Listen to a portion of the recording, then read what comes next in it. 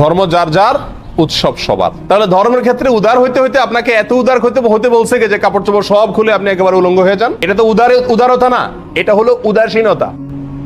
আজ থেকে আমরা 15-20 বছর আগেও যদি চলে যাই তাহলে দেখবো আমাদের দেশে হিন্দু ধর্মের লোকেরা তাদের ধর্মীয় কর্মকাণ্ডগুলো করতো তাদের মন্দিরগুলোতে, তাদের মতো তারা তাদের কর্মকাণ্ডগুলো চালাতো, কেউ সেখানে বাধাও দিত না, আর কেউ সেখানে মিশতেও যেত না মুসলিমদের মধ্য থেকে। কিন্তু গত বেশ কয়েক বছর ধরে দেখা যাচ্ছে হিন্দুদের সবচেয়ে বড় উৎসব এবং শিরকের সবচেয়ে বড় আয়োজন আল্লাহর জমিনে, এটা যখনই হতে যায় তার আগে এবং এটা চলাকালীন সময়ে মিডিয়াতে এক শ্রেণীর লোকেরা এই স্লোগানটা খুব বেশি বেশি আওড়াতে থাকে, ধর্ম যার যার, উৎসব সবার। বড় আশ্চর্য লাগে, বিষয়টা যখন ধর্মীয় তাহলে এটার ব্যাখ্যা দিবে তো ধর্মীয় ব্যক্তিবর্গরা, কিন্তু ধর্মীয় বিষয়ে ব্যাখ্যা দিতে আসছেন রাজনীতিকরা, ধর্মীয় বিষয়ে ব্যাখ্যা দিতে আসছেন বুদ্ধিজীবীরা, যাদের ধর্ম সম্পর্কে কোনো ধারণাই নাই। এটা হলো সবচেয়ে বড় আশ্চর্যের বিষয়। একজন মুসলিমের জন্য হিন্দুদের দুর্গাপূজাতে কোনোভাবে অংশগ্রহণ করা জায়েজ কিনা, অনুমোদিত কিনা, এই বিষয়টি তো সিদ্ধান্ত দিবে ধর্ম বিশেষজ্ঞগণ, ওলামা একরাম, কারণ বিষয়টা ধর্মীয়। অতএব এটা হলো একটা আশ্চর্যের বিষয়।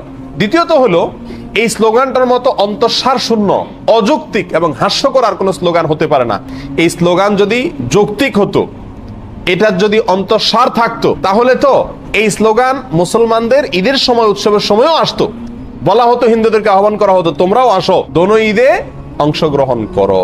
অথচ তখন এটা করা হয় না। তাহলে বোঝা গেল উদ্দেশ্যমূলকভাবে শুধু মুসলমানদের ঈমান ধ্বংস করার জন্য এই ষড়যন্ত্রমূলক স্লোগানটি বাজারে চাউর করে রাখা হয়েছে এবং এর পিছনে কিছু ষড়যন্ত্রকারী তথাকথিত বুদ্ধিজীবী এবং রাজনীতিকরা কাজ করছেন। আমরা সকলেই জানি কোরবানিদের সময় পাক ভারত উপমহাদেশের মানুষ সবচেয়ে বেশি পরিমাণে কোরবানি করে গরু। যদিও গরু ছাড়া অন্যান্য পশু কোরবানি করা যেতে পারে, যেহেতু মুসলমানদের কাছে গরু খাওয়া হালাল, বিধায় গরু কোরবানি করে আমাদের দেশের মানুষ বেশিরভাগ ক্ষেত্রে।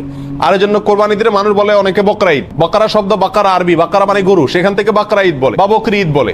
তো বাকারা বা বকরি আরবি গরু থেকে, তার মানে গরুর ঈদ। ঈদটাই হলো গরু জবাই করে গরুর গোশত খাওয়া, বিতরণ করার উৎসব। তাহলে সেই কোরবানির ঈদে যদি হিন্দু ধর্মের লোকদেরকে আহ্বান করা হয় যে তোমরা আসো গরুর গোশত খাও, তাহলে এটা তাদের জন্য অপমানকর হবে কিনা, তাদের জন্য কষ্টের হবে কিনা? কারণ তারা গরুকে পবিত্র মনে করে, গরুকে মা মনে করে, গরুকে পূজা মনে করে। সেখানে গরুর গোশত খাইতে যদি আসতে বলা হয়, তার মাবুদের, সে যাকে ইবাদত করে, পূজা করে, তার গোশত খেতে তাকে যদি আহ্বান করা হয়, তাহলে এর চাইতে বড় অপমান আর কষ্টের কি হতে পারে?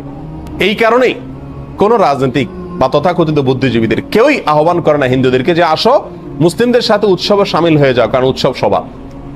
কেন? কারণ একজনের ধর্মীয় ইবাদত, একজনের ধর্মীয় উৎসব আরেকজনের জন্য বিপরীত হতে পারে। একজন মুসলিম নগণ্য থেকে নগণ্য, সাধারণ থেকে সাধারণ মুসলিমও জানেন যে ইন্না শিরকা লাযুলমুন আযীম, নিঃসন্দেহে শিরক, নিশ্চয়ই শিরক